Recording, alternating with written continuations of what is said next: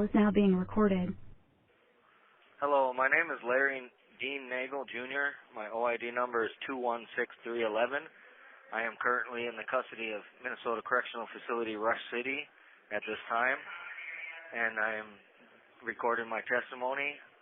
I was first diagnosed with WPW, as Wolff-Parkinson's-White's disease, back in 2019 by an outside heart specialist in Stillwater, Minnesota, while at the time I was in Lionel Lakes Correctional Facility. It's also known as tachycardia for those who don't know what WPW is. There was a doctor there, Dr. Gutenkov at Lionel Lakes Prison, immediately took me off a so-called heart medication I have been on since 2016. This was in 2019. He took me off the medication, administered by a doctor here at MCF Rush City Correctional Facility. I asked Dr. Gutenkov why he's taking me off the medication, and he said the DOC at Rush City does he even have a doctor's license? They put me on an antipsychotic medication that has nothing to do with my heart, and that is why I am still continuing to have heart problems. So he changed the medications at that time. Lionel Lakes administered a medication that had no effect over a couple months period. I would continue to have a higher heart rate, and the tachycardia would worsen. I would inform them so much that they kept trying different medications until they finally said right to my face they can't deal with me. They don't know how, and they sent me to the U of M in Minnesota for an ablation in October of 2019 on my electrical conductor of my heart.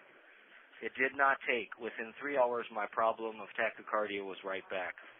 Within an hour of me being being brought back into the facility, the officer, Kaylee Opsel, stated, "You were given an authorization for a wheelchair for long distances. We don't have any. Plus, we need you to work now, Larry."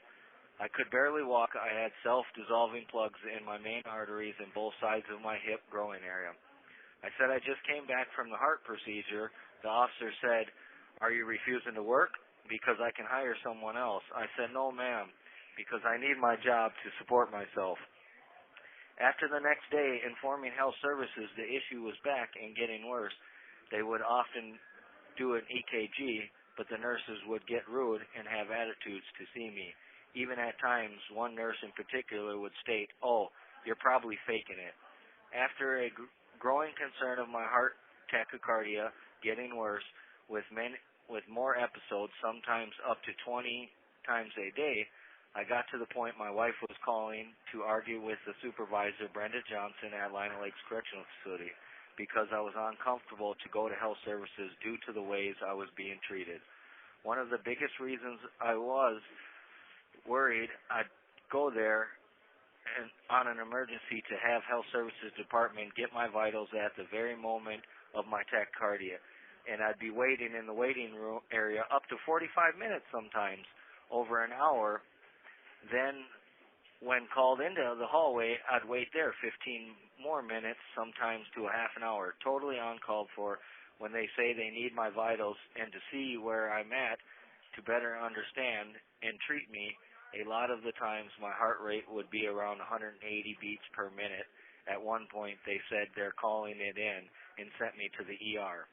Then in January 21st of 2020, the nurse, Heather, called me down because she told me I needed to tell my wife to quit calling, told me to shut up, yelled at me, and I said I'm having heart issues real bad. She took my vitals and said it was in the late 170s to 180 beats per minute and said, "Come back down if you're still experiencing this issue." So I did. They sent me back saying, "You've been dealing with this issue for a while. It's normal to you." The next day, January 22nd of 2020, I went back to health services with a far more complications. I went right into a chair for vitals. I was at 198 over 129 and 216 beats a minute. The nurse asked, "How the F are you? Are we even sitting here talking? You should be considered in cardiac arrest or a coma." She sat there observing me for about 20 or 30 minutes, then said we are going to talk to the doc sitting in the chair for half an hour. The doc came and told me I don't know how to do how to deal with you as I'm shaking and sweating. When the ambulance arrived, I remember Matt R. He was an ambulance person for Essential Health paramedic. He right away started asking questions as to my medical conditions, allergies to work, or in the works with the nurse standing there, Barb. She said, "I don't know," in a rude tone. Then the paramedic asked Barb a couple more questions. She said, "I don't know, I don't care, take him." He then, Matt R., the paramedic, said, How do you not know his medical, and you don't need to be rude, I'm trying to ask you about him." She said something rude and walked away and said, "I don't care, take him." As the paramedic was hooking me up and transporting me down the hallway to the Watch Commander Center before leaving the prison, Matt R., the paramedic, was expressing his concern highly, stating that the prison and the nurses should have never waited over 40 minutes to call the ambulance. They should have immediately when my vitals were up that high in the 200s. Then how rude the nurse was to him.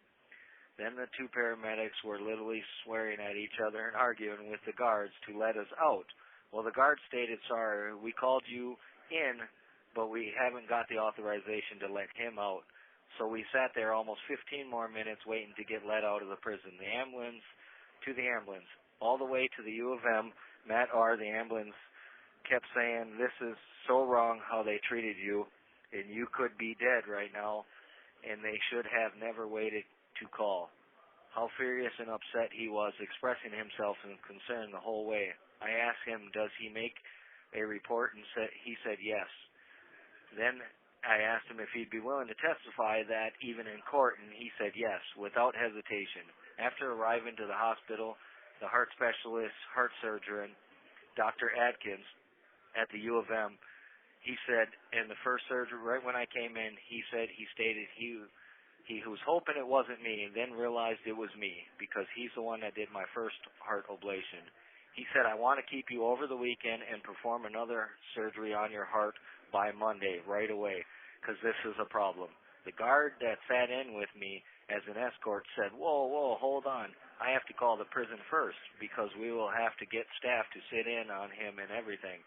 Well, the guard came back a few minutes later and said the nurse practitioner at Lionel Lakes said no, because we would have to get it all approved through the off-site, which is where the prison gets their approvals from.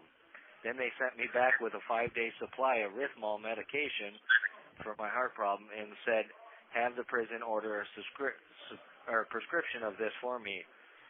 How is a nurse practitioner getting to tell a heart surgeon no when he felt the surgery was needed right there and then? Wow. So after I tried to get the prescription of the medication when I came back to the Lionel Lakes Correctional Facility, the doctor told me it won't happen because it's deadly and toxic in high doses and it costs too much. So they are not going to give me the prescription. So what they did was up my doses on the current medications I have, which is Metropol and Ditelsazam, and I told them the meds ain't working. Finally, in May, I went in for the surgery. I was told, do not lift anything over 10 pounds, bed rest for 10 days, no steps, no external activities for 10 days. Upon arriving back to the facility, the nurse, Beth, stated, "Mr. Nagel, this is getting to be ridiculous with your issues." And this is right after I came back from the second heart procedure. The guards wanted me to help pass out food and help where they needed me, but this time they didn't want me to push food carts. Literally, I could barely walk as I'm hunched over, holding the self-dissolving plugs as I walked. Within 3 or 4 days, my issue was right back due to straining on the heart from work. You have 1 minute remaining. All right, so I'll just call back and finish the rest? Sounds good. All right, I'll call you right back. This call is now being recorded. Hello, this is Larry Nagel, OID number 216311. Today is April 21st, Wednesday. I'm finishing the recording that I just had stated. All right, here we go. While at Lionel Lakes Correctional Facility, I'm informing them of my heart issue again. They weren't happy with me seeing the doctor He literally put both his hands up stating, "I don't know what else to do with you, Larry. After the coronavirus started to get worse, I could normally once sign up for sick call. They refused to see me, responding on kites back to me stating, we are only taking people who are seriously ill." Around this time, the Sergeant Bocce informed everyone in the West Unit in Lino Lakes that they were moving to population so that they could use them areas in West as quarantine and isolation units. He informed me that the RN supervisor, Brenda Johnson, said I had to go too, due to me being high risk and red zone. Well, that never happened. The sergeant said him and one Lieutenant Rogier talked with the RN supervisor, Brenda Johnson, and stated, they said that maybe I'm not red zone and that I am high risk and that they can need me as much as possible to stay because I'm the only one that knows what's going on back in West. Because they needed me for a worker back there because I would just lay down. Well, they knew because I would just lay down for them and not argue. As time went on and I stayed, they started to give me more and more job duties, having me perform work hours from 7 a.m. to 9:30 p.m. Granted, a lot of time was sitting around, but a very great deal of it was doing work for them that I was not supposed to do. I was only paid for 80 hours of that work. The rest was all volunteer, which you are not supposed to do in Minnesota as volunteer work. Still as my heart problem continued, that is when my wife started taking more action, getting you, David, involved, the health services staff. I had to literally stop them as they walked through the halls just to be heard about my heart issues because I kept signing up for sick call and they kept refusing me. Literally, kites would say, you are being refused of sick call services. Because they refused to see me because their excuses were corona and only wanting to see seriously ill patients, so they denied me medically attention on numerous occasions, and I have the kites for all of them. Then when they, realizing my problem ain't going away, they tried to ship me out twice in 1 week back in September of 2020 when I had a medical hold on me. They tried to ship me out twice to Faribault, which they realized the medical hold stopped it. Finally having enough and me making a stink about it, they sent me in November for my third surgery on my heart. Within 3 days of being back, the officers stated, we know policy is to have anyone quarantined for 14 days from any outside hospital visits, but we need you to go shovel the courtyard because we don't have anyone else to do it. We talked with the disciplined lieutenant, and we're taking you off quarantine. My heart hurt so bad while shoveling, it was racing. Then 3 days later, my heart problem progressed, and now it's back. Then losing my job, having more heart issues, they sent me back in for a Zeo patch heart monitor January 27th of 21. Not wanting to deal with me anymore. That night, they packed me up on January 27th, and now they shipped me here to Rush City. And that is my story of everything around my heart problem while I was at Lino Lakes Correctional Facility numerous times. The reason why I'm pointing this out is numerous times a lot of people come down for medical issues. They sit out in the hallways for over an hour at sometimes when they need to be seen right away. At times you go back to the hallway, you're sitting there 15, 20 minutes when there's plenty of nurses and doctors running around and they're not even checking on you to see if you're okay or anything. And I'm bringing up a lot of these points because a lot of these points that the medical staff has violated rights as well as regular DOC staff has and had forced me to work by telling me that am I refusing to work? And we all know what happens if you refuse to work. You're either thrown in segregation or you're fired from your job and you're moved to a whole new area. So therefore, because of some safety concerns, I stayed back in West Unit and they kept forcing me to work and putting me on jobs that they knew I shouldn't have, even taken me, breaking protocol and DOC policies of taking me off quarantine and having me work when they know I should have stayed 10 days bed rest like the University of Minnesota heart specialist said as well as the 14-day quarantine I should have. And they took me off that 3 days later. And that's everything around my heart problems, why they're at Lino Lakes Correctional Facility. And, yeah, that's it.